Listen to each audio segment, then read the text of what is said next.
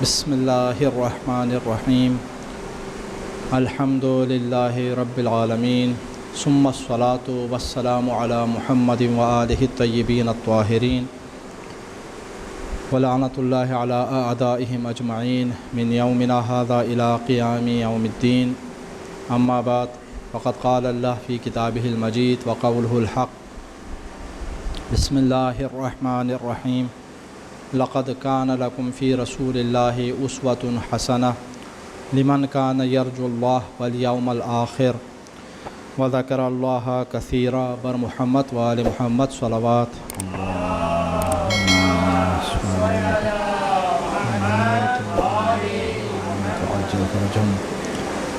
حضرت رسول اکرم صلی اللہ علیہ وآلہ وسلم اور حضرت امام جعفر صادق علیہ السلام کی ولادت باسعادت کے ایام ہیں۔ ربیع الاول کا مہینہ جاری ہے اور اسی مناسبت سے عنوان بہرحال یہی دیا گیا ہے کہ رسول اکرم صلی اللہ علیہ وآلہ وسلم کی سیرت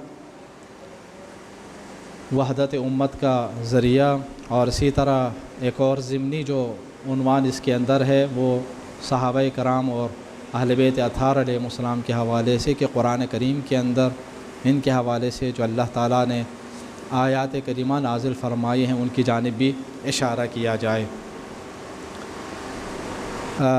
آپ صلی اللہ علیہ وسلم کی ولادت باسعادت کے ایام کو حضرت امام خمینی رحمۃ اللہ علیہ کے حکم سے ہفتہ وحدت کے طور پر منایا جاتا ہے، جو ان کے ہمارے پاس کئی روایات ملتی ہیں آپ کی ولادت کے حوالے سے۔ جیسے ہمارے درمیان مشہور ہے 17 ربیع الاول ولادت باسعادت کی تاریخ ہے۔ اچھا، اس کے علاوہ دیگر جو تواریخ ملتی ہیں ان میں 12 ربیع الاول کی تاریخ بھی ہے، جو ہمارے ہاں اہل سنت کے ہاں زیادہ مشہور ہے، اور اسی طرح اس کے علاوہ 8 ربیع الاول کی تاریخ بھی ہے اور 9 ربیع الاول کی تاریخ بھی ہے آپ کی ولادت باسعادت کی، اور بعض دیگر روایات کے مطابق 2 ربیع الاول کی تاریخ بھی ملتی ہے جن میں آپ کی ولادت ہوئی۔ تو اختلاف روایات کی بنیاد پر جو اس وقت مشہور ہے اور عام مسلمانوں کے درمیان، شیعہ سنی مسلمانوں کے درمیان جو مشہور اور قابل قبول روایات ہیں وہ 12 اور 17 ہیں۔ تو امام خمینی رحمۃ اللہ علیہ نے بہرحال پورے 12 سے لے کر 17 ربیع الاول تک کے ایام کو ہفتہ ولادت کے طور پر، ہفتہ وحدت کے طور پر منانے کا اعلان کیا، تاکہ مسلمان ان تاریخی اختلافات کے اندر پڑھنے کے بجائے پورے ہفتے کے دوران آپ صلی اللہ علیہ وسلم کی ولادت کا اور آپ کی سیرت کا تذکرہ کریں، تاکہ اس کے ذریعے مسلمان آپس میں جڑے رہیں اور آپس میں ایک دوسرے سے مربوط رہیں۔ حضور اکرم صلی اللہ علیہ وسلم کو اللہ رب العزت نے رسول رحمت بنا کر مبعوث فرمایا، اور آپ کی پوری زندگی کو، آپ کی پوری حیات طیبہ کو امت کے لیے، تمام انسانوں کے لیے، تمام نوع بشر کے لیے اسوہ قرار دیا۔ جو سرنامہ کلام میں نے آپ کے سامنے آیت کریمہ تلاوت کی ہے وہ سورہ احزاب کی مشہور آیت کریمہ ہے جو آپ سب کو یاد ہے کہ لقد کان لکم فی رسول اللہ اسوۃ حسنہ، کہ تمہارے لیے رسول اکرم کی زندگی میں بہترین نمونہ ہے۔ لمن کان یرجو اللہ والیوم الآخر، ان لوگوں کے لیے کہ جو اللہ کے اوپر ایمان رکھتا ہے، اللہ سے امید رکھتا ہے اور آخرت کی امید رکھتا ہے۔ وذکر اللہ کثیرا، اور اللہ تعالیٰ کا ذکر کثرت کے ساتھ کرنے والے ہیں، ان کے لیے آپ صلی اللہ علیہ وسلم کی زندگی کے اندر بہترین نمونہ موجود ہے۔ اچھا، حضور اکرم صلی اللہ علیہ وسلم کی زندگی سے اگر ہم اسوہ حاصل کرنا چاہیں، بہترین نمونہ حاصل کرنا چاہیں کہ جو تمام امت کے لیے مشترکہ طور پر رحمت ہو اور وحدت کا باعث ہو، تو وہ کیا ہے؟ تو وہ تبلیغ اسلام سے لے کر آپ کی زندگی کے ایک ایک مرحلے پر مشتمل ہے۔ حضور اکرم نے کیسے دین کی تبلیغ فرمائی، یعنی دین کی تبلیغ کے سلسلے میں ہر طرح کی مشکلات آپ کیا ہے برداشت فرما رہے ہیں، ہر طرح کی تکالیف برداشت فرما رہے ہیں۔ یعنی اسلام ایسا دین ہے، اللہ رب العزت کا پیغام وہ پیغام ہے کہ جس کو پہنچانے کی خاطر ہر طرح کی مشکلات بھی اگر پڑ جائیں پھر بھی وہاں سے پیچھے نہیں ہٹنا۔ آپ کی سیرت کا یہ کیا ہے؟ ایک مرکزی نقطہ ہے۔ اسلام پہنچائیں گے، پیغام حق کو آپ پہنچائیں گے، مشکلات آئیں گے اور ضرور آئیں گے۔ آپ کی زندگی میں آئی، مکے کے اندر آپ دیکھ لیجئے ابتدائی بعثت سے لے کر ہجرت فرمانے تک 13 سالہ جو آپ کی زندگی کا دور ہے مشکلات سے بھرپور ہے۔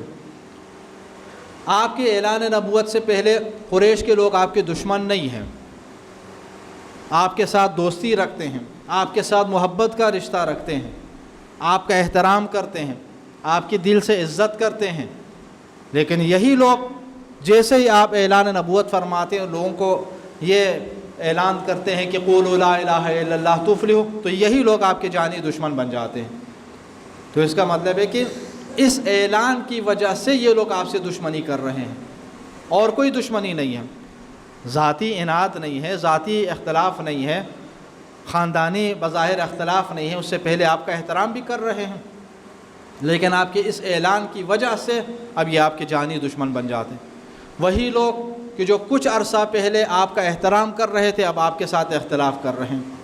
تو اس سے معلوم یہ ہوتا ہے کہ جو لوگ آپ سے اختلاف کر رہے ہیں وہ خاندانی دشمنی کی وجہ سے نہیں، وہ آپ کے ساتھ کسی ذاتی اناد کی وجہ سے نہیں، وہ پیغام حق کی وجہ سے، اللہ تعالیٰ کے دین کی وجہ سے، اللہ تعالیٰ کی وحدانیت کے عقیدے کو پہنچانے کی وجہ سے، عقیدے توحید کی تبلیغ کی وجہ سے۔ اگر آپ عقیدے توحید کی تبلیغ نہ فرماتے اور ان سے یہ نہ کہتے کہ لا الہ الا اللہ کہو، تو یہ بھی آپ کی مخالفت نہ کرتے، آپ کے ساتھ دشمنی نہ مول لیتے۔ تو اسے معلوم یہ ہوتا ہے کہ دین اسلام اور اللہ تعالیٰ کے پیغام کے پہنچانے کی راہ میں مشکلات آئیں گی، کچھ لوگ آپ کے مخالف ہو جائیں گے۔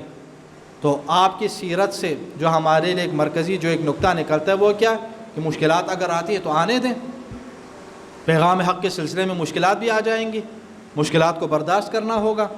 آپ مسلمان ہیں، چاہے آپ کا تعلق کسی بھی مسلک سے ہو، حضور اکرم کی نبوت اور رسالت کے اوپر ایمان رکھتے ہیں تو اللہ تعالیٰ کے پیغام کو پہنچانے کے سلسلے میں مشکلات آئیں گے۔ آپ معاشرے کے اندر دین کا بیڑا اٹھا کر سامنے آئیں گے، کچھ لوگ آپ کے مخالف ہوں گے، کچھ لوگ آپ کی مخالفت کریں گے، چمگویاں کرنے لگیں گے، آپ کے اوپر الزام تراشیاں کریں گے۔ یہ حضور اکرم کی سیرت کے اندر ہمیں ملتا ہے۔ آپ کو نعوذ باللہ طرح طرح کی تہمتوں کا سامنا کرنا پڑا۔ اب یہ تہمتیں کیوں لگ رہی ہیں؟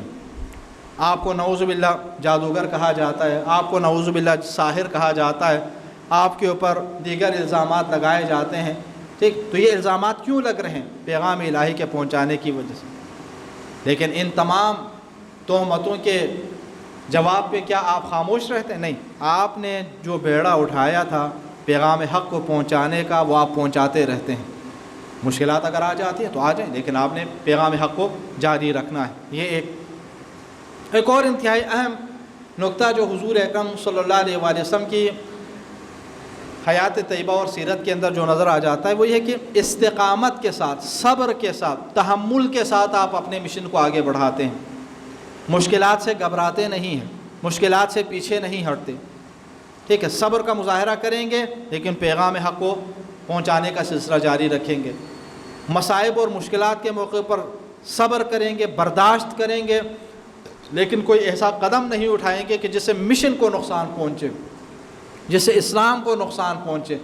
آپ اپنے اس مشن کے اندر آگے بڑھتے چلے جاتے ہیں۔ یہ ایک اور انتہائی اہم جو نقطہ آپ کی زندگی کے اندر آپ کی سیرت طیبہ سے سامنے آ جاتا ہے وہ رحمت کا پہلو ہے۔ حضور اکرم صلی اللہ علیہ وسلم کے حوالے سے فرمایا وما ارسلناک الا رحمۃ للعالمین، ہم نے آپ کو نہیں بھیجا مگر رحمت بنا کر تمام عالمین کے لیے۔ حضور اکرم صلی اللہ علیہ وسلم کی سیرت طیبہ کے اندر چاہے وہ مکی دور ہو یا مدنی دور ہو، یہ رحمت کے آثار مکمل طور پر نظر آتے ہیں، رحمت کے جلوے قدم قدم پر نظر آتے ہیں، یہاں تک کہ ان لوگوں کی جانب سے بدترین دشمنی بھی سامنے آتی ہے، آپ ان کے حق میں بد دعا نہیں فرماتے، آپ ان کے حق میں دعا فرماتے ہیں۔ جب آپ طائف تشریف لے گئے نا، قریش کے لوگوں سے تنگ آنے، آپ طائف گئے اور وہاں سے جب آپ پتھر کھا کر واپس تشریف لا رہے تھے تو اللہ تعالیٰ کی جانب سے روایت کے اندر ہے کہ جبرائیل علیہ السلام آئے، فرشتے آئے اور کہا کہ آپ اجازت دیں کہ ان کو پوری بستی کو الٹ دیں۔ آپ نے اجازت نہیں دی، آپ نے فرمایا کہ یہ لوگ مجھے نہیں جانتے، جب جان لیں گے تو ایمان لائیں گے، ٹھیک ہے؟ میری قوم ابھی مجھے نہیں۔ آپ نے ان کے اوپر عذاب کے حوالے سے اجازت نہیں دی کہ ان کے اوپر عذاب نازل ہو جائے، یہ آپ کی رحمت کا پہلو ہے۔ آپ ہمیشہ اس انتظار میں ہوتے تھے کہ لوگ کوئی ایسا موقع آ جائے کہ لوگ کیا ہیں آپ کی نبوت اور آپ کی رسالت کی حقیقت کو سمجھ جائیں اور دائرۂ اسلام کی طرف آ جائیں۔ اگر اس موقع پر آپ اس رحمت کا مظاہرہ نہ فرماتے اور انہیں جانے دیتے تو جا چکے ہوتے، پھر نار ہو چکے ہوتے، لیکن آپ نے انہیں مہلت دی۔ نتیجہ کیا ہوا؟ بعد میں فتح مکہ کے بعد یہ لوگ بھی دائرۂ اسلام کے اندر آ گئے۔ ٹھیک ہے، دائرۂ اسلام کے اندر یہ لوگ بھی آ رہے ہیں۔ اسی طرح رحمت کے حوالے سے قرآن کریم کے اندر اللہ تعالیٰ نے خود ارشاد فرمایا فَبِمَا رَحْمَةٍ مِّنَ اللَّهِ لِنْتَ لَهُمْ۔ اے حبیب، یہ تو آپ کی رحمت ہے کہ آپ لوگوں کے، یہ مہر الہی ہے کہ آپ لوگوں کے لیے نرم دل واقع ہوئے ہیں۔ وَلَوْ كُنْتَ فَظًّا غَلِيظَ الْقَلْبِ لَانفَضُّوا مِنْ حَوْلِكَ۔ اگر آپ سخت دل ہوتے، سخت مزاج ہوتے، آپ کے اندر سختی ہوتی تو لوگ آپ کے ارد گرد نہ آتے، پراکندہ ہو جاتے۔ لیکن آج لوگ آپ کے قریب آ کر بیٹھ رہے ہیں، آپ کی محفل میں اگر آ کر بیٹھتے ہیں تو یہ اس وجہ سے چونکہ آپ رحم دل ہیں، آپ کے اندر رحمت والا پہلو پایا جاتا ہے، آپ رحم دل ہیں، آپ نرم مزاج ہیں، سخت مزاج نہیں ہے، سنگ دل نہیں ہے، اس کی وجہ سے آپ کے پاس آ رہے ہیں۔ جنگ احد کے موقع پر یہ آیت کریمہ نازل ہو گئی۔ ظاہر ہے اس موقع پر لوگ بھاگ گئے تھے، جنگ سے بھاگ گئے تھے، مشکلات کا سامنا، جس کی وجہ سے آپ کو مشکلات کا سامنا کرنا پڑا۔ مشکلات کیا ہیں؟ اگر وہ لوگ میدان چھوڑ کر بھاگ نہ جاتے تو اتنے سارے صحابہ کرام شہید نہ ہو جاتے۔ اگر وہ جو اس درے کے اوپر متعین تھے، اگر وہ آپ کی بات مان لیتے تو مسلمانوں کی شہادتیں اس طرح نہ ہو جاتی۔ 70 شہید ہو گئے، کوئی معمولی تعداد نہیں، 70 بہت بڑی تعداد تھی۔ اتنی بڑی تعداد میں بعد میں کسی اور جنگ کے اندر مسلمان شہید نہیں ہوئے، کسی اور جنگ کے اندر مارے نہیں گئے۔ لیکن ان تمام مشکلات کے باوجود حضرت حمزہ علیہ السلام اسی کے اندر شہید ہو گئے، اور آپ کے ساتھ جو سلوک کیا گیا، آپ کی لاش کو جو مسلح کیا گیا، وہ اسی جنگ کے اندر ہوا۔ تو ان تمام کاموں کے باوجود، ان تمام سستیوں کے باوجود آپ کیا ہیں؟ ان کے معاملے میں رحم دلی فرما رہے ہیں، اور آپ سے حکم ہو رہا ہے کہ آپ ان کو معاف فرما دیں، آپ ان کو معاف فرمائیں، ان کے ساتھ مشورہ لے لیں۔ کیوں؟ کیونکہ آپ لوگوں کے لیے کیا ہے؟ نرم دل واقع ہو۔ تو یہ آپ کی رحمت کے اثرات۔ اور اسی طرح آپ اس سے آگے بڑھ لیجئے اور دیکھیں فتح مکہ کے موقع پر حضور اکرم صلی اللہ علیہ وسلم جب مکہ مکرمہ فتح فرما لیتے ہیں 8 ہجری میں، اور 8 ہجری کو جب آپ نے انتہائی کامیابی کے ساتھ اور ایک خوبصورت حکمت عملی کے ساتھ مکہ مکرمہ کو فتح فرمایا، کیسے فتح فرمایا؟ بغیر کسی جنگ و جدل کے، بغیر کسی تلوار چلانے کے۔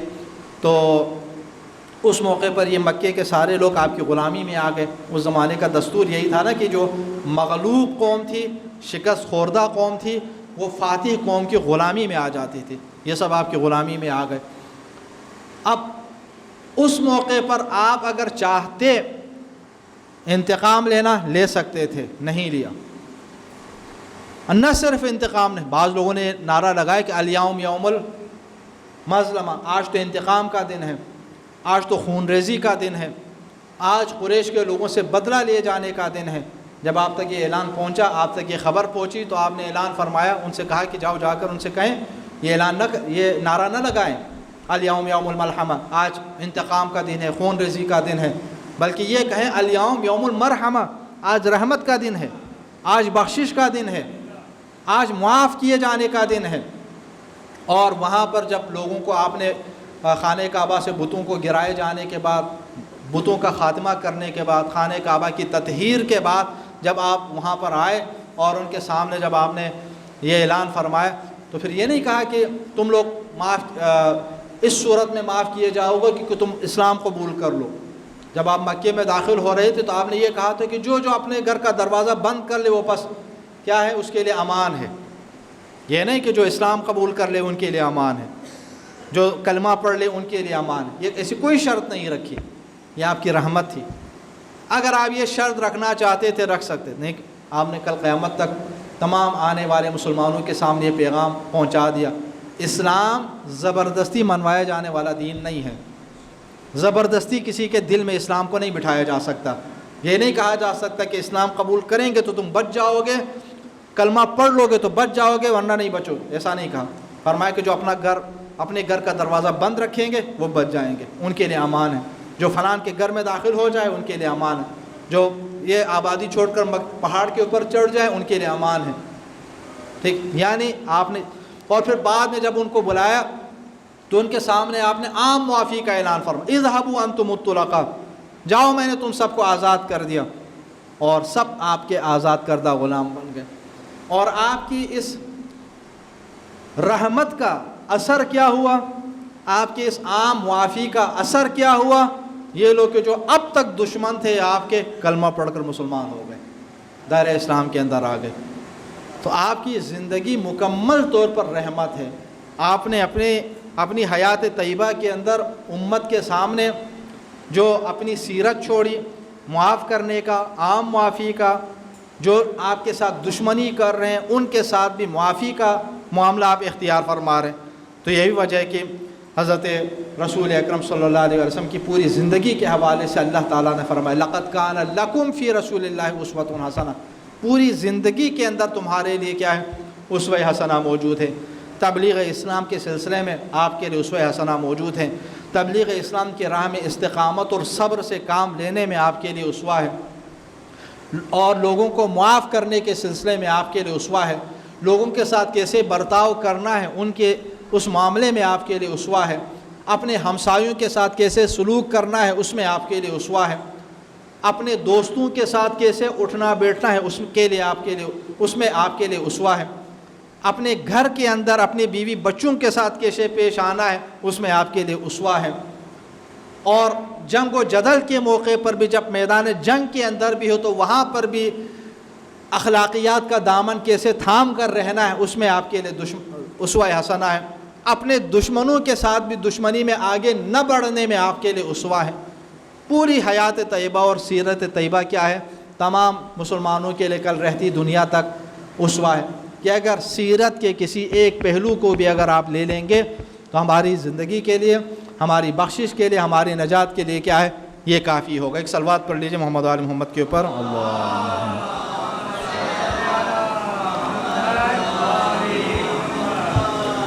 اب اس موضوع کے اگلے نقطے کی جانب ہم بڑھتے ہیں کہ جس میں قرآن کریم کی آیات کریمہ کی روشنی میں آپ صلی اللہ علیہ وسلم کے جو اصحاب ہیں اور اہل بیت اطہار علیہم السلام ہیں اس کے حوالے سے کیا تعلیمات ملتی ہیں اور کیا اس کے حوالے سے رہنمائی ملتی ہے۔ میں صرف چند آیات کریمہ آپ کے سامنے پیش کر لوں گا۔ ظاہر ہے میں نے ابھی اس سے پہلے کاظم بھائی سے عرض بھی کیا تھا کہ موضوع کافی وسیع آپ نے انتخاب کیا ہے اور اس کے اندر خود چند موضوعات جو ہیں وہ پنہان ہیں، اور ان میں سے ہر ایک کے اوپر بہرحال تفصیلی الگ الگ اگر گفتگو کی جائے تو زیادہ بہتر، لیکن چونکہ موضوع رکھا گیا ہے اور آپ کے ذہن میں بھی یہ ہے تو اس لیے میں چند اختصار کے ساتھ نکات جو ہے ان موضوعات کے حوالے سے آپ کے سامنے بیان کر لوں گا۔ سب سے پہلے اہل بیت اطہار علیہم السلام کے حوالے سے قرآن کریم کی صرف چند ایک منتخب آیات کریمہ کا ہم حوالہ دے دیتے ہیں اور اس کے بعد جو ہے آگے بڑھ لیتے ہیں۔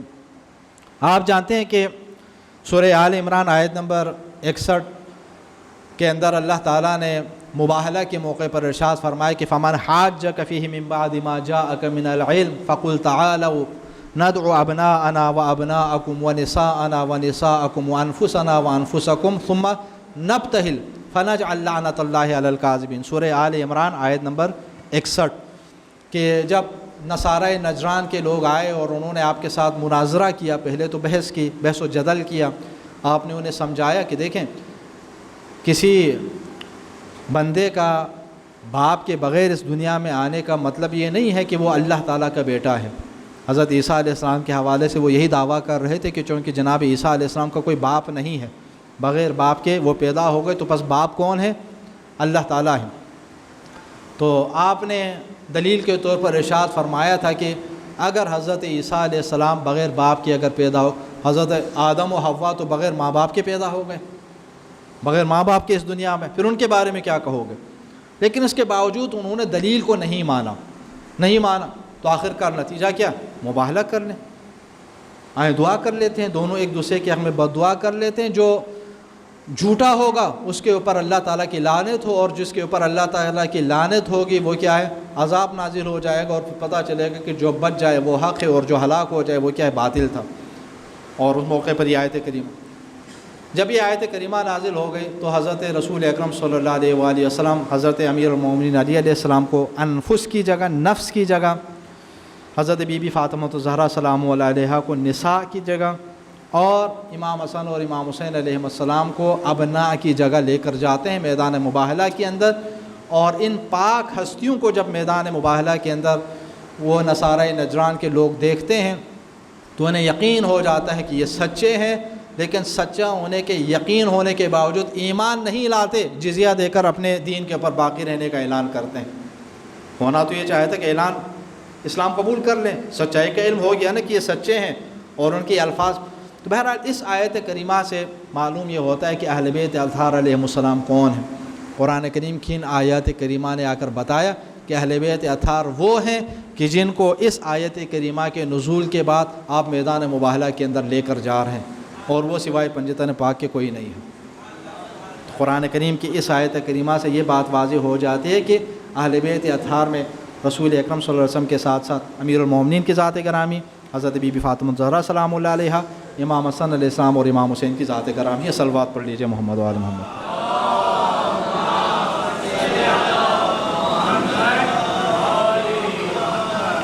جلدی میں چند آیات آپ کے سامنے پیش کرنا چاہتا ہوں اصل میں، تو اس لیے تیزی کا ساتھ ہم آگے بڑھ رہے ہیں، تفصیل میں نہیں جا رہے ہیں. سورہ احزاب کی آیت نمبر 33 آپ سب کو یاد ہے، بچے کو یاد ہے الحمدللہ.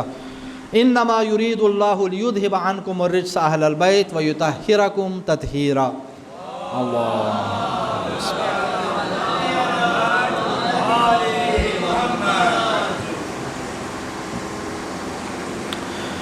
بہرحال اللہ تعالیٰ کا ارادہ بس یہی ہے کہ اے اہل بیت آپ سے ہر طرح کی ناپاکی کو دور رکھے اور اسے پاک و پاکیزہ رکھے جیسے پاک رکھنے کا حق ہے.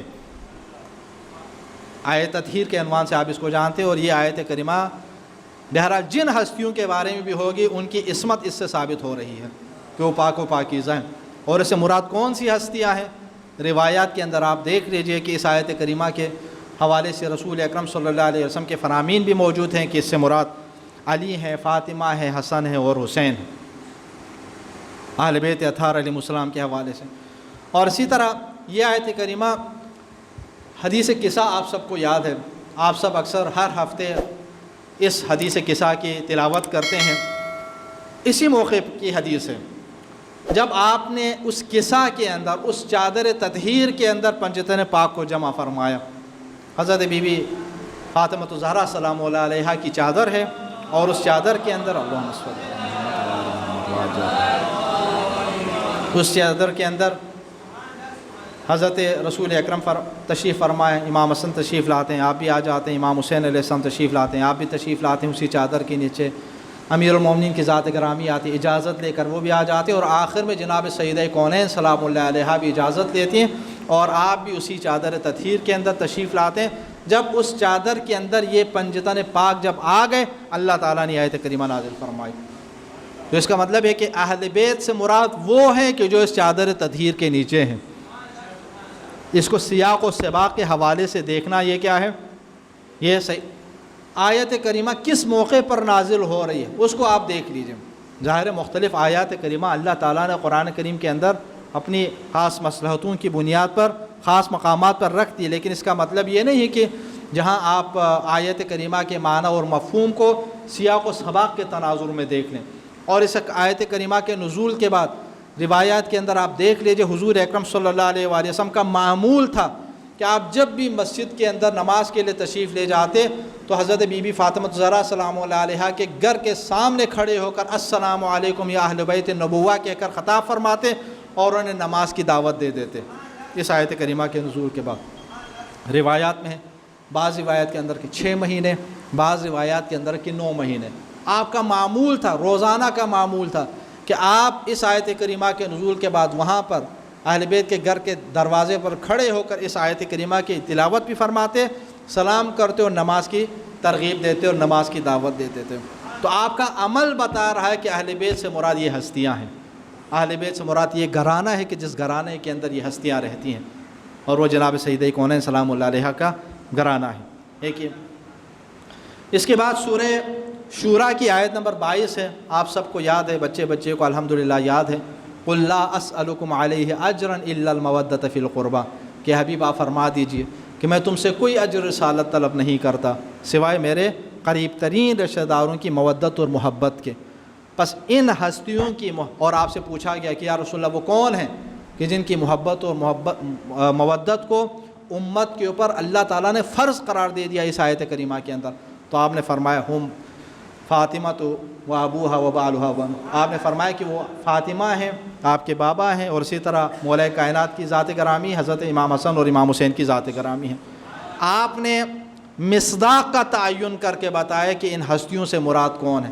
تو ان ہستیوں کی محبت کو اللہ تعالیٰ نے امت کے اوپر فرض قرار دے دیا کہ ان کی محبت اور مودت کیا ہے، امت کے اوپر بطور اجر رسالت فرض ہے کہ اگر وہ مسلمان ہیں کہ یقیناً ہے کلمہ پڑھنے والے، تو ان کے اوپر فرض ہے کہ وہ اپنے دلوں کے اندر ان کی محبت کو رکھیں.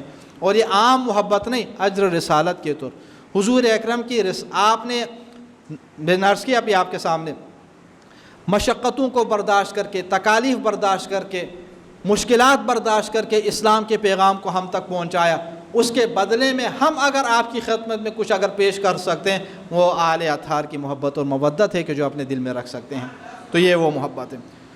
تو یہ اور اسی طرح سورہ حل عطا کی آیات کریمہ کو اگر آپ دیکھ لیں کہ جہاں پر حسنین کریمین جب بیمار ہو گئے اور بیماری کی وجہ سے بہرحال رسول خدا صلی اللہ علیہ وسلم کے مشورے سے جب آپ کو یہ بتایا گیا کہ آپ ان کی صحت یابی کے لیے نظر مانیں، منت مان لیں، تو اللہ تعالیٰ انشاءاللہ اس کے طفیل ان کو صحت و سلامتی عطا فرمائے گا. اور امیر المومنین علیہ السلام اور جناب سید کونین سلام اللہ علیہ نے منت مانی. بہرحال جب انہوں نے منت مانی تو ان بچوں نے بھی منت مان لی، اور پھر رسول خدا صلی اللہ علیہ وسلم پھر اس موقع پر جب ان کو صحت و سلامتی عطا ہو گئی اور منت پورا کرنے کا وقت جب آیا تو روزہ رکھا. 3 دن روزہ ہے. اور اس وقت جو ہے جب انہوں نے اخلاص کے ساتھ اپنے مال کو مسکین اور یتیم اور اسیر کی خدمت میں پیش فرمایا اور خود پانی سے افطار فرمایا، تو اللہ تعالیٰ نے آیات کریمہ نازل فرمائے.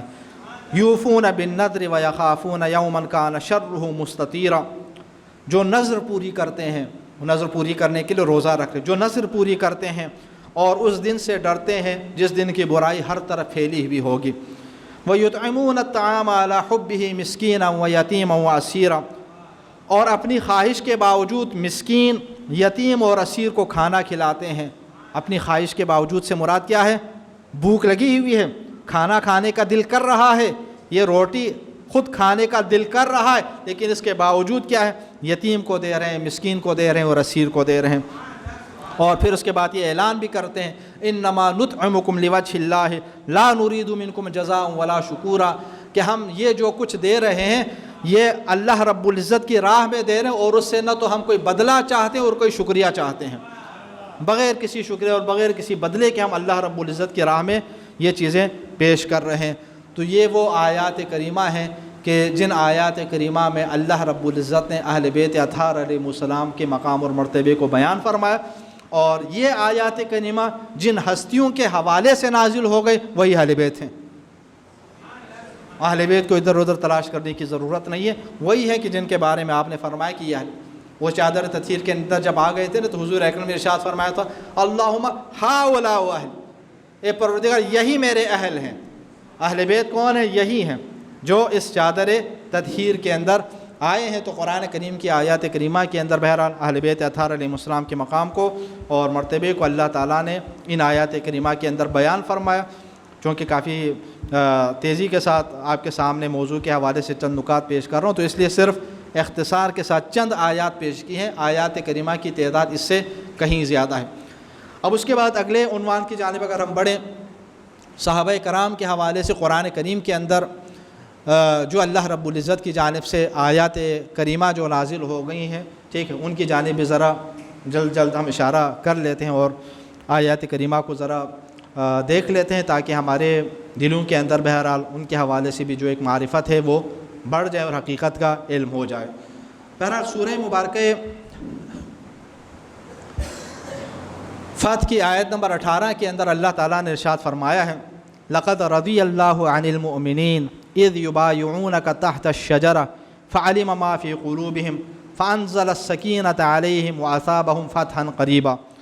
بتحقیق اللہ ان مومنین سے راضی ہو گیا جو درخت کے نیچے آپ کی بیعت کر رہے تھے، پس جو ان کے دلوں میں تھا وہ اللہ کو معلوم ہو گیا لہٰذا اللہ نے ان پر سکون نازل کیا اور انہیں قریبی فتح عنایت فرمائی۔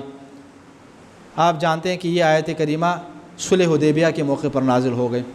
صلح حدیبیہ کے موقع پر بہرحال آپ عمرے کی نیت سے آئے تھے، لیکن قریش کے لوگوں نے راستہ روک لیا، حدیبیہ کے مقام پر راستہ روکا اور کہا ہم آپ کو جانے نہیں دیں گے۔ کافی مذاکرات ہو گئے اور مذاکرات کے باوجود وہ آپ کو اجازت دینے سے انکار انہوں نے کیا۔ تو بعد میں بہرحال آپ نے اپنے کئی نمائندوں کو بھیجا اور پھر بعد میں آپ نے وہاں پر چونکہ بنو امیہ کے لوگ تھے تو آپ نے حضرت عثمان کو بھیجا وہاں پر، لیکن بہرحال جانے کے بعد ان کے قتل کی خبر یہاں پر پہنچی تو حضور اکرم صلی اللہ علیہ وسلم نے ایک درخت کے نیچے جو ہے صحابہ کرام کو تقریباً آپ روایت کو اگر دیکھیں 1400 لوگ ہیں، 1400 لوگ ہیں جو اس سفر میں آپ کے ساتھ شریک ہیں، ان کو وہاں پر جمع فرمایا اور ان سے آپ نے بیعت لے لی۔ اب بیعت کس بات کے اوپر ہو رہی ہے؟ اس بات کے اوپر ہو رہی ہے کہ اگر یہ لوگ، ویسے تو ہم لڑنے کے لیے نہیں آئے، جنگ کی نیت سے تو نہیں آئے تھے، ہم آئے تھے عمرہ کرنے کی نیت سے، لیکن اگر یہ لوگ لڑنا ہی چاہتے ہیں تو ہم لڑنے کے لیے تیار ہیں، یعنی ہم حضور اکرم صلی اللہ علیہ وسلم کا ساتھ دیں گے اور آپ کی قیادت میں، آپ کی رہبری میں ہم دشمنوں کے ساتھ، قریش کے ساتھ، لوگوں کے ساتھ، کفار اور مشرکین کے ساتھ اگر ہمیں لڑنا بھی پڑے ہم لڑیں گے اور میدان چھوڑ کر بھاگنے والے ہم نہیں ہیں۔ جب اس اخلاص کے ساتھ حضور اکرم کے دست مبارک کے اوپر ان لوگوں نے بیعت کر لی، اللہ تعالیٰ نے آیت نازل فرمایا کہ بتحقیق اللہ ان مومنین سے راضی ہو گیا جو درخت کے نیچے آپ کی بیعت کر رہے تھے، یعنی اس بیعت کے نتیجے میں اللہ تعالیٰ نے اپنی رضایت کا اعلان ان کے لیے فرما دیا۔ یہ جو صحابہ کرام کا جب نام آتا ہے نا تو ان کے ساتھ رضی اللہ عنہ اسی آیت کریمہ اور دوسری آیت کریمہ کی وجہ سے کہ جو اللہ تعالیٰ نے ان کے حق میں نازل فرمائی، ایک یہ۔ اسی طرح اللہ تعالیٰ نے یہاں پر یہ بھی فرمایا کہ والسابقون الاولون من المہاجرین والانصار والذین اتبعوہم باحسان رضی اللہ عنہم ورضوا عنہ واعد لهم جنات تجری تحتها الانہار خالدین فیہا ابدا ذلک الفوز العظیم، سورہ مبارکہ توبہ آیت نمبر 100۔ اور مہاجرین و انصار میں سے جن لوگوں نے سب سے پہلے سبقت کی، کس چیز میں؟ اسلام میں، اسلام قبول کرنے میں سب سے پہلے سبقت کی، اور جو نیک چال چلن میں ان کے پیرو ہوئے، یعنی جو تابعی ہیں، اللہ ان سے راضی ہوا اور وہ اللہ سے راضی ہوئے، اور اللہ نے ان کے لیے ایسی جنتیں تیار کی ہیں جن کے نیچے نہریں بہتی ہوں گی، ان میں وہ ابد تک ہمیشہ رہیں گے، یہی عظیم کامیابی ہے۔ رضایت کا اعلان اس آیت میں بھی ہوا جب درخت کے نیچے بیٹھ کر انہوں نے حضور اکرم کے دست مبارک کے اوپر بیعت کی، اور اسی طرح اس آیت کریمہ کے اندر بھی اعلان ہوا کہ جب ان لوگوں نے اسلام قبول کرنے میں باقی لوگوں کے اوپر سبقت لی۔ اب یہ سبقت حاصل کرنے والے ایک تو مکہ مکرمہ کے دوران مکی مہاجرین میں سے اگر آپ دیکھیں تو ابتدا میں اسلام قبول کرنے والے، ہجرت سے پہلے اسلام قبول کرنے والے، اور انصار کے اعتبار سے اگر آپ دیکھ لیں مدینے والوں کے اعتبار سے، تو بہرحال علماء نے بیان فرمائے ایک تو بیعت عقبہ کے موقع پر آ کر ایمان قبول کرنے والے اور بیعت کرنے والے وہ، اور زیادہ سے زیادہ بدر سے پہلے، جنگ بدر سے پہلے ایمان لانے والے، وہ سب کیا ہیں؟ ان سابقون میں شامل ہے، اور باقی لوگوں نے ان کے اتباع میں کیا ہے؟ ان کے رستے کو اپنایا اور پھر ان کا ساتھ دیا۔ تو یہ سب کون ہیں؟ وہ ہیں کہ جن سے اللہ رب العزت نے اپنی رضایت کا اعلان فرمایا۔ اسی طرح سورہ فتح کی آیت نمبر 29 کو اگر آپ دیکھ لیں تو یہاں پر بھی صحابہ کرام کی تعریف ہے، تمجید ہے۔ محمد الرسول اللہ صلی اللہ علیہ وسلم، محمد تو بس اللہ کے رسول ہیں۔ والذین معه اشداء علی الکفار رحماء بینہم تراہم رکعا سجدا یبتغون فضلا من اللہ ورضوانا سیماہم فی وجوہہم من اثر السجود۔ محمد اللہ کے رسول ہیں، اور جو لوگ ان کے ساتھ ہیں وہ کفار پر سخت، یعنی ان کے فضائل بیان ہو رہے ہیں صحابہ کرام کے، اور جو لوگ ان کے ساتھ ہیں وہ کفار پر سخت گیر ہیں اور آپس میں بڑے مہربان ہیں۔ کفار کے خلاف سخت ہیں لیکن آپس میں بڑے مہربان ہیں۔ آپ انہیں رکوع سجود میں دیکھتے ہیں، وہ اللہ کی طرف سے فضل اور خوشنودی کے طلبگار ہیں۔ سجدوں کے اثرات ان کے چہروں پر، سجدوں کے اثرات سے ان کے چہروں پر نشان پڑے ہوئے ہیں، سجدے کے نشانات۔ ان کے یہی اوصاف توریت میں بھی ہیں اور انجیل میں بھی ہے، اور یہاں سے آگے مزید تو یہ کیا ہے؟ صحابہ کرام کے حوالے سے کہ جو آپ صلی اللہ علیہ وسلم کے ساتھ ہیں ان کے یہ اوصاف ہیں کہ اپنوں کے ساتھ بڑے مہربان ہیں اور دشمنوں کے ساتھ بڑے سخت ہیں، دشمنوں کے خلاف یہ لوگ بڑے سخت ہیں اور ان سے مقابلہ کرنے والے ہیں۔ اسی طرح ایک اور مقام پر سورہ فتح کی آیت نمبر 10 کے اندر ارشاد فرمایا ان الذین یبایعونک، اسی کے تناظر میں جو اس سے پہلے آپ کے سامنے درخت کے نیچے والی آیت پیش کی تھی، ان الذین یبایعونک انما یبایعون اللہ ید اللہ فوق ایدیہم، بتحقیق جو لوگ آپ کی بیعت کر رہے ہیں وہ یقیناً اللہ کی بیعت کر رہے ہیں۔ اے حبیب جو آپ کی بیعت کر رہے ہیں وہ حقیقت میں اللہ کی بیعت کر رہے ہیں، اللہ کا ہاتھ ان کے ہاتھ کے اوپر ہے، اللہ کا ہاتھ ان کے ہاتھ کے اوپر ہے، پس جو عہد چکنی کرتا ہے وہ اپنے ساتھ عہد چکنی کرتا ہے، اور جو اس عہد کو پورا کرے جو اس نے اللہ کے ساتھ کر رکھا ہے تو اللہ عنقریب اسے اجر عظیم عطا فرمائے گا۔ تو یہاں پر بھی آپ دیکھیں ان کی تعریف و تمجید صحابہ کرام کی فرمائی اللہ رب العزت نے۔ اسی طرح سورہ حدید کی آیت نمبر 10 جس کے اندر اللہ تعالیٰ نے فرمایا وَمَا لَكُمْ أَلَّا تُنْفِقُوا فِي سَبِيلِ اللَّهِ وَلِلَّهِ مِيرَاثُ السَّمَاوَاتِ وَالْأَرْضِ لَا يَسْتَوِي مِنكُم مَّنْ أَنفَقَ مِن قَبْلِ الْفَتْحِ وَقَاتَلَ أُولَٰئِكَ أَعْظَمُ دَرَجَةً مِّنَ الَّذِينَ أَنفَقُوا مِن بَعْدُ وَقَاتَلُوا وَكُلًّا وَعَدَ اللَّهُ الْحُسْنَىٰ وَاللَّهُ بِمَا تَعْمَلُونَ خَبِيرٌ۔ اور تمہیں کیا ہو گیا ہے کہ تم راہ خدا میں خرچ نہیں کرتے جبکہ آسمانوں اور زمین کی میراث اللہ کے لیے ہے، تم میں سے جنہوں نے فتح مکہ سے پہلے خرچ کیا اور قتال کیا وہ دوسروں کے برابر نہیں ہو سکتے، یعنی فتح مکہ سے پہلے ایمان لانے والے اور قتال کرنے والے صحابہ کرام کا مقام مرتبہ زیادہ ہے، ان کا مقام اور مرتبہ بلند ہے، وہ ان کے برابر نہیں ہو سکتے، ان کا درجہ بہت بڑا ہے ان لوگوں سے جنہوں نے بعد میں خرچ کیا اور مقابلہ کیا۔ بعد میں سے مراد فتح مکہ کے بعد، یعنی فتح مکہ کے بعد ایمان لانے والے اور فتح مکہ کے بعد قتال کرنے والے لوگوں سے ان لوگوں کا درجہ زیادہ بلند ہے کہ جنہوں نے فتح مکہ سے پہلے ایمان اور اسلام قبول کیا اور جہاد کیا، ان کا مقام اور مرتبہ بلند ہے اور زیادہ ہے۔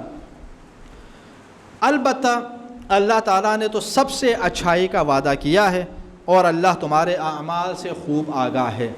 وَكُلًّا وَعَدَ اللَّهُ الْحُسْنَىٰ، اگرچہ ان کا درجہ جو پہلے والے ہیں ان کا درجہ زیادہ ہے بعد والے لوگوں سے، لیکن اس کے باوجود ایمان کا اور اچھائی کا جو وعدہ ہے وہ سب سے ہے، یعنی ان سارے لوگوں سے اللہ تعالیٰ نے نیکی کا اور اچھائی کا وعدہ فرمایا۔ بعض بہرحال مفسرین نے یہاں پر اچھائی سے مراد جنت بھی لی ہے، یعنی اللہ تعالیٰ نے سب سے کیا ہے جنت کا وعدہ لیا ہے، جنت کا وعدہ فرمایا کہ جو فتح مکہ سے پہلے ایمان لائے یا فتح مکہ کے بعد ایمان لائے، تو اس سے نتیجہ کیا نکل رہا ہے کہ سارے صحابہ کرام کیا ہیں جنتی ہیں اور سب جنت الفردوس کے اندر جانے والے ہیں، ٹھیک ہے، اس سے ایک نتیجہ یہ۔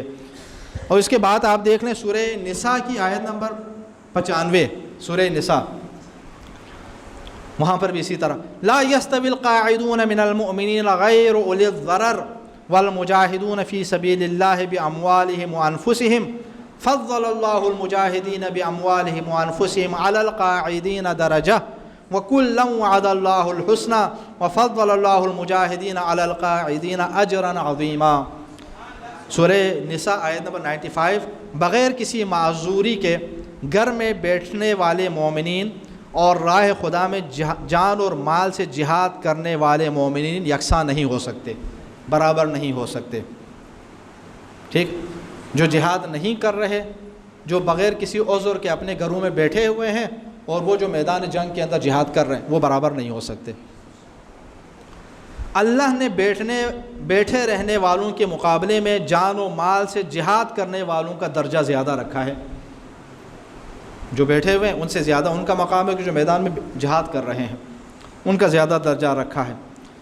گو اللہ نے سب کے لیے نیک وعدہ فرمایا ہے، اگرچہ ان کا درجہ زیادہ ہے ان کا مقام، لیکن کلا وعد اللہ الحسنى، سب کے لیے نیک وعدہ فرمایا ہے،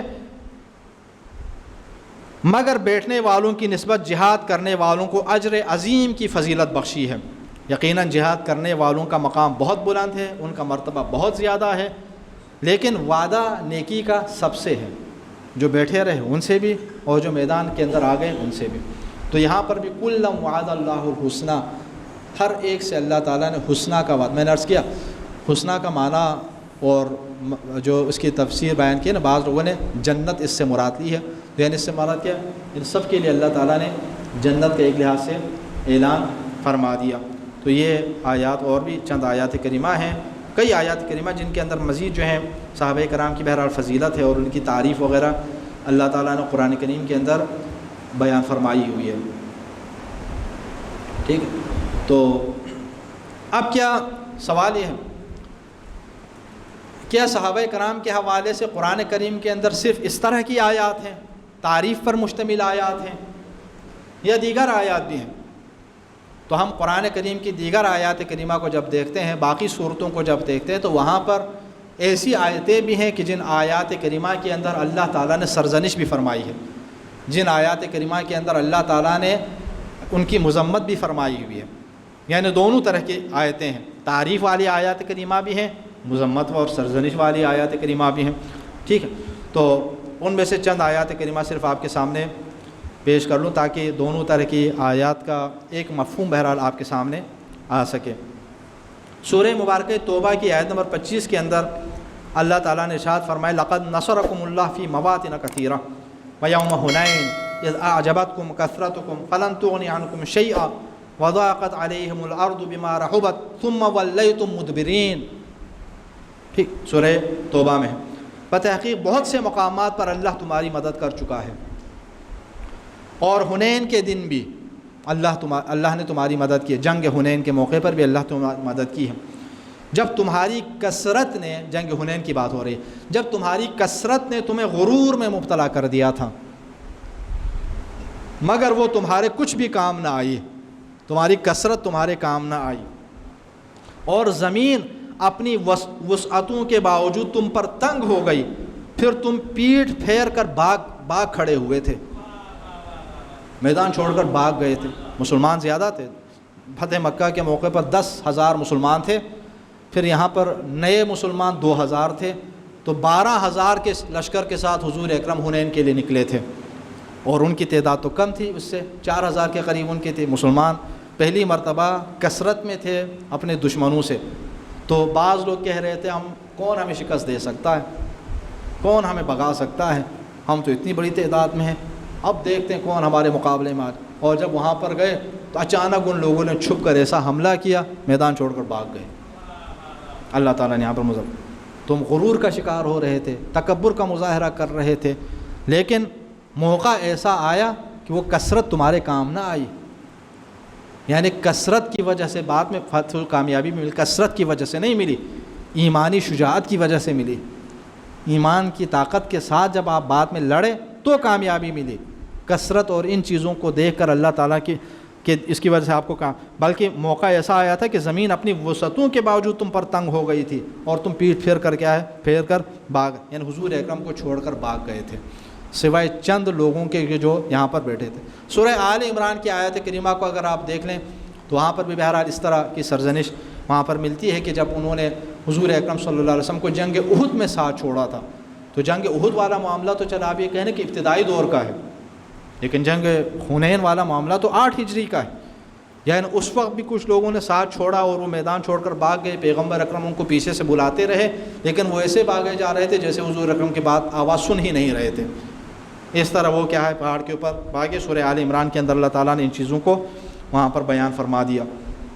اسی طرح سورہ توبہ ہی کی آیت نمبر 38 کے اندر ارشاد ہے کہ یا ایھا الذین آمنوا ما لکم اذا قیل لکم انفروا فی سبیل اللہ اذ ثاقلتم الی الارض، کہ اے ایمان والو تمہیں کیا ہو گیا ہے کہ جب تم سے کہا جاتا ہے کہ اللہ کی راہ میں نکلو تو تم زمین سے چمٹ جاتے ہو، اللہ کی راہ میں نکلنے کے بجائے تم زمین سے چمٹ جاتے ہو۔ ارضیتم الحیات الدنیا من ارضیتم بالحیات الدنیا من الآخرہ فما متاع الحیات الدنیا فی الآخرۃ الا قلیل۔ اور اس کے بعد فرمایا کیا تم آخرت کی جگہ دنیاوی زندگی کو زیادہ پسند کرتے ہو؟ دنیاوی زندگی کی متاع تو آخرت کے مقابلے میں بہت کم ہے۔ حضور اکرم صلی اللہ علیہ وآلہ وسلم بہرحال تبوک کے لیے لوگوں کو آمادہ فرما رہے تھے، 9 ہجری کا واقعہ ہے، 9 ہجری کے تناظر میں جنگ تبوک کے لیے آپ لوگوں کو فرما رہے ہیں کہ آ جائیں، رومیوں کی جانب سے خطرہ ہے، مسلمانوں کے اوپر حملے کا خطرہ ہے۔ تو لشکر تیار کر لے اور مسلمان وہاں پر کیا ہے جہاد کے لیے نکلنے کے، اور کچھ لوگ ایسے تھے کہ جو زمین سے چمٹے ہوئے تھے، اٹھنے کے لیے تیار ہی نہیں تھے. آپ بار بار انہیں بلا رہے ہیں اور یہ جو ہیں زمین کے سے یعنی، اور ان کے حوالے سے حضور اللہ تعالیٰ نے فرمایا کیا تمہارے لیے آخرت سے زیادہ دنیا تمہیں پسند ہے؟ جبکہ ایک صاحب ایمان کو، ایک مومن کو دنیا سے زیادہ کیا ہے، آخرت مقدم ہونی چاہیے، کیونکہ دنیا کی زندگی تھوڑی سی ہے، آخرت کی زندگی ابدی اور ہمیشہ رہنے والی زندگی ہے. تو یہاں پر اللہ تعالیٰ نے کیا ہے ان کے حوالے سے سرزنش کے انداز میں یہ آیت کریمہ نازل فرمایا. اسی طرح سورہ احزاب کی آیت نمبر 12 کو اگر آپ لے لیں تو یہاں پر ارشاد ہے کہ وَإِذْ يَقُولُ الْمُنَافِقُونَ وَالَّذِينَ فِي قُلُوبِهِم مَّرَضٌ مَّا وَعَدَنَا اللَّهُ وَرَسُولُهُ إِلَّا غُرُورًا. اور جب منافقین اور دلوں میں بیماری رکھنے والے کہہ رہے تھے اللہ اور اس کے رسول نے ہم سے جو وعدہ کیا تھا وہ فریب کے سوا کچھ نہ تھا. نعوذ باللہ من ذالک. یہ کس موقع کی ہے؟ جنگ خندق کے موقع کی ہے. جنگ خندق میں آپ جانتے ہیں نا کہ کفار قریش 10,000 ہیں، مسلمان صرف 3,000 ہیں، اور بڑی مشکل سے خندق کھود کے اپنا بچاؤ کر رہے ہیں، اور وہ لوگ اس طرف ہیں اور یہاں پہ مسلمان. تو اس موقع پر ایک تو منافقین کا الگ تذکرہ کیا ہے، اذ یقول المنافقون، کہ منافقین نے بھی کہا، اور اس کے علاوہ کن لوگوں نے؟ ان لوگوں نے کہا کہ جن کے دلوں کے اندر مرض تھا، یعنی کمزور ایمان والے افراد جو یہ کہہ رہے تھے. کیا کہہ رہے تھے کہ نعوذ باللہ پیغمبر اکرم نے جو آپ سے کہا ہے نا کہ آپ کو کامیابی ملے گی، اللہ کی نصرت آئے گی، یہ سب فریب ہے. قرآن کریم کے اللہ تعالیٰ نے ان کی سرزنش فرمائی، تم نبی کے بارے میں یہ کہہ رہے ہو، حضور اکرم تمہیں دھوکہ دیں گے، فریب دیں گے. اللہ تعالیٰ نے یہاں پر ان کے لیے فرمایا کہ ان کے دلوں کے اندر مرض ہے، بیماری ہے، جس کی وجہ سے وہ کیا ہے ایسی باتیں کر رہے ہیں. ورنہ حضور اکرم صلی اللہ علیہ وسلم کیسے نعوذ باللہ کسی کو اس طرح فرما سکتے ہیں. اور پھر فرمایا وَإِذْ قَالَتْ طَائِفَةٌ مِّنْهُمْ يَا أَهْلَ يَثْرِبَ لَا مُقَامَ لَكُمْ فَارْجِعُوا. اور جب ان میں سے ایک گروہ کہنے لگا اے یثرب والو، اے مدینے والو، تمہارے لیے یہاں ٹھہرنے کی کوئی گنجائش نہیں ہے، واپس لوٹ جاؤ. حضور اکرم انہیں بلا رہے ہیں اور وہ کہہ رہے ہیں واپس لوٹ جاؤ. وَيَسْتَأْذِنُ فَرِيقٌ مِّنْهُمُ النَّبِيَّ يَقُولُونَ إِنَّ بُيُوتَنَا عَوْرَةٌ وَمَا هِيَ بِعَوْرَةٍ إِن يُرِيدُونَ إِلَّا فِرَارًا. اور پھر پس لوٹ، اور ان میں سے ایک گروہ نبی سے اجازت طلب کر رہا تھا، میدان سے واپس جانے کی اجازت طلب کر رہا تھا. کیا کہتے؟ یہ کہتے ہوئے کہ ہمارے گھر کھلے پڑے ہیں، مدینے کے اندر ہمارے گھر کھلے پڑے ہیں، ہمیں جانے کی اجازت دیجیے. حالانکہ وہ کھلے نہیں تھے، وہ صرف بھاگنا چاہتے تھے، وہ صرف فرار چاہتے تھے، اس لیے بہانے بنا رہے تھے. اس انتہائی خطرناک موقع پر حضور اکرم صلی اللہ علیہ وسلم کو وہاں پر چھوڑ کر کیا ہے بھاگنے کا، بعض لوگ جو ہے وہ بھاگنے کی کوشش کر رہے ہیں اور بہانہ بھی بنا رہے ہیں، جھوٹا بہانہ. ہمارے گھر کھلے پڑے ہیں، ہم ذرا جا کے اپنے گھر کو بند کر کے تو آ جائیں، دروازے کھلے پڑے ہیں، وہاں اس کو تالا تو لگا کے آ جائیں. اللہ تعالیٰ فرما رہے ہیں ان کے گھر کھلے نہیں ہیں، یہ میدان سے بھاگنے کا بہانہ کر رہے ہیں.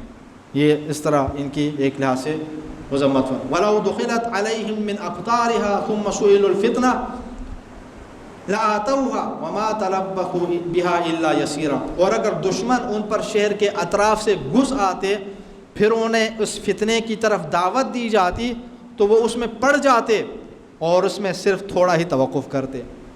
یعنی دشمن کے لوگ آ کر، قریش کے لوگ آ کر ان کو بلا لیتے کہ ہمارے ساتھ آ کے مل جاؤ، تو ملنے کے لیے تیار ہو جاتے، دشمن کے ساتھ جا کر ملنے کے لیے تیار ہو جاتے، توقف نہیں کرتے، تھوڑا سا توقف کرتے چلے جاتے. وَلَقَدْ كَانُوا عَاهَدُوا اللَّهَ مِنْ قَبْلُ لَا يُوَلُّونَ الْأَدْبَارَ وَكَانَ عَهْدُ اللَّهِ مَسْئُولًا.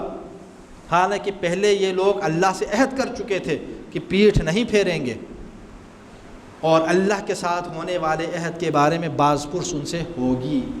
ٹھیک، لیکن اس کے باوجود یہ لوگ وہاں سے بھاگ کر جانے کے لیے تیار تھے اور ادھر سے بھاگنے کی کوشش کر رہے تھے.